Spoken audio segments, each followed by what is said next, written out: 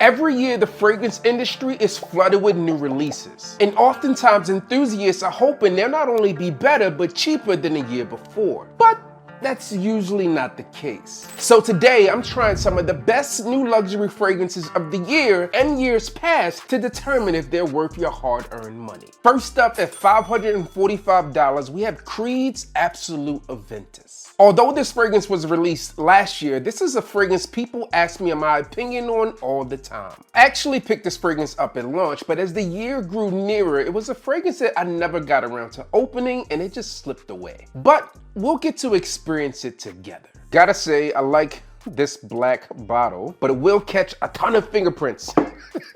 Top notes on this one are supposed to be bergamot, blackcurrant, lemon, grapefruit, and ginger. I'm digging this one, but it doesn't come off as something that I feel is going to be like ultimate Aventus fragrance, at least not on first spray. On first spray, it comes across as dry, but fruity, and the citrus is super alive and well. So far, I don't find Absolute Aventus to be as smoky as the fragrances that have come before it, but I'm digging the overall composition. It still smells like something a boss would wear, but it doesn't have that strong, powerful, robust feel that I would expect with the fragrance with a name like Absolute within its name. As it progresses, you get some of that earthiness within the fragrance and those woods are present as well. Overall, I think it's a fragrance a lot of people out there might like, but some fragrance enthusiasts might not dig as much, but overall, I enjoy it. At $365, Parfums de Marly's Altair is up next, and I've been waiting for this moment for a long time because I actually purchased this fragrance when I purchased Creed Aventus Absolute back in September, but clearly I never got around to opening it. I actually purchased two of these because I intended to give one away, but I actually gave one away for Christmas, but that doesn't mean that I won't give one away now, so stick around. When unboxing this, the missus said that this was a satisfying color. And I think that's interesting because the fragrance is supposed to match the actual color of the bottle. So we'll see what it's all about. This one is dope. On first spray, I'm getting this blast of vanilla, but it comes in almost like this Coca-Cola feel. Almost like a vanilla Coke. You're also met with the blast of cinnamon, and in the top, you're supposed to experience orange blossom, bergamot, and cinnamon. And I'm getting those for sure. But that vanilla is supposed to be coming from the heart, but on the onset, this one is Vanilla Beast for sure. I'm not sure if I would say this bottle was caramel or burnt orange, but if that's the case, it doesn't smell like either one of those to me. I'm gonna say that this is more cinnamon-esque in color. Or maybe it's a toffee, but it doesn't smell like toffee either. In the mid, it's supposed to get bourbon, vanilla, and elemi, and this fragrance really does smell good. When I think of Parfums de Marly fragrances and where they tend to exceed, for me, it's really in that fall and winter time. And this fragrance is one that I would wear for fall and or winter, but I wouldn't be afraid to wear this one in the spring either. This is inviting, it's unique, and super sensual, one that I'm happy to have in the collection, and you might be as well. To me, if you're looking to make an amazing first impression with the ladies, then this is probably one you should have in your collection. And if you really want to stand out from the crowd, then you need to check out today's video sponsors, Tiege Hanley. They give you that extra glow by simplifying the entire skincare process. And honestly, it's the best skincare system for guys like us. I recommend you start with their level 1 system because it comes with all the basics. A daily face wash to get rid of all of that dirt and grime, a 2 times per week exfoliating scrub to get rid of dead skin cells, an AM moisturizer with SPF 20 built in because 1, you should always protect yourself from the sun, and spring and summer are upon us. And you also get a peer moisturizer to make sure your skin stays healthy and moisturized through the night. I recently gifted Tiege Hanley to a coworker, saw him at a meeting, he said, "Put your shades on, Buck, cause I got that glow." Listen up, my favorite part about Tiege Hanley is that it's easy to use. Each box comes with an instruction card to tell you how much to use, when to use it, and in what order. Well, that and the fact that it works. They also have 7,000 5-star reviews on their site from customers all over the world extremely happy with their purchase. And if you're anything like me, then you know that skincare isn't something you want to put off because it's all about prevention. So get ahead of any aging signs now and your future self will thank you. And because Tiege Hanley is sponsoring this video, they're offering it an amazing deal. Just click the first link in the description and you'll get 30% off your first skincare system, and then also you'll get a free gift. Plus, as a member, as an added bonus, you'll get 20% off for life. By the way, both gifts you're choosing from are $20 in value and are complete game changers. You have the ability to choose from a silicone body scrubber or a nail and face grooming kit. Personally, I prefer the nail and face grooming kit because whether you know it or not, your lady is going to prefer your hands to be clean and not grubby scrubby.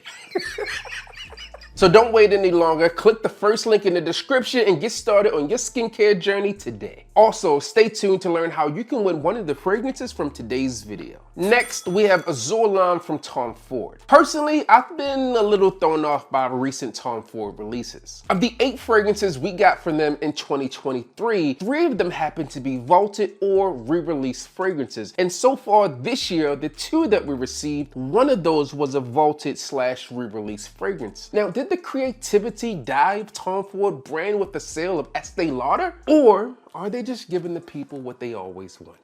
I first came across Azure Lime more than 10 years ago and opted not to buy it and picked up redeemable instead. Fast forward a few months later when I went to go purchase it and it had been vaulted / discontinued. But now we get to experience it together again. Side note, based on the recent trajectory of things, I wouldn't be surprised if redeemable made its way back to the shelves. And shout out to Equality Fragrances for making sure I was able to secure a Falcon of that a few years ago. So now I have more redeemable than I know what to do with.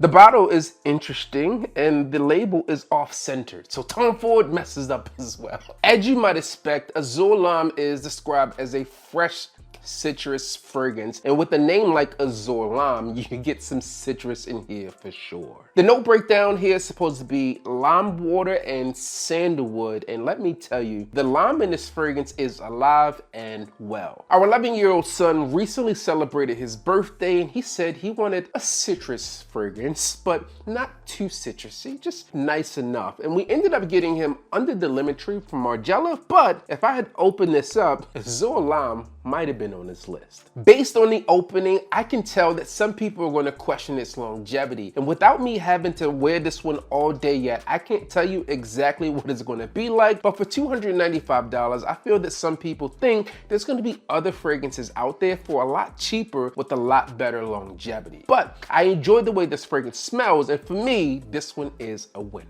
I thought it was dope back then, and to me, it's still dope today. Speaking of dope, Narcotic Delight from Initio Parfums is a fragrance that's been getting a lot of love this year. And in fact, it's our first true release of 2024 on today's list. With notes of cherry, cognac, and vanilla, I'm interested to see what this fragrance is all about, so let's get to it. I'm digging the color, it gets that royal color, but we've seen this from Initio Parfums in the past. I see exactly what it is a lot of you thought was dope about this fragrance. Narcotic Delight has this addictive quality to it, and I'm getting it immediately, so it's only going to get stronger and better as it progresses. It's like I'm coming back for it over and over again, but I can quit anytime I want. Like I said, the notes for this are cherry, cognac, vanilla, black pepper, you got some tobacco, pink pepper, and hedony, and this fragrance here is legit.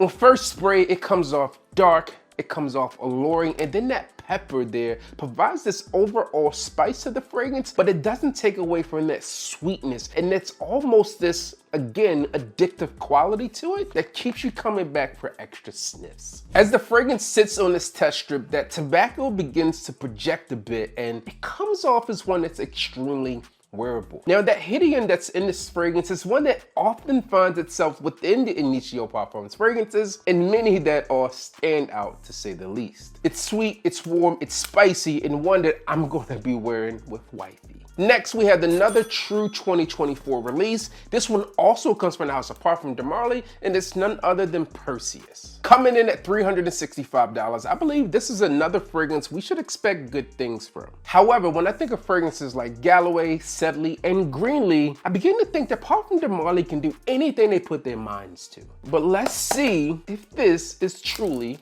worthy of its name.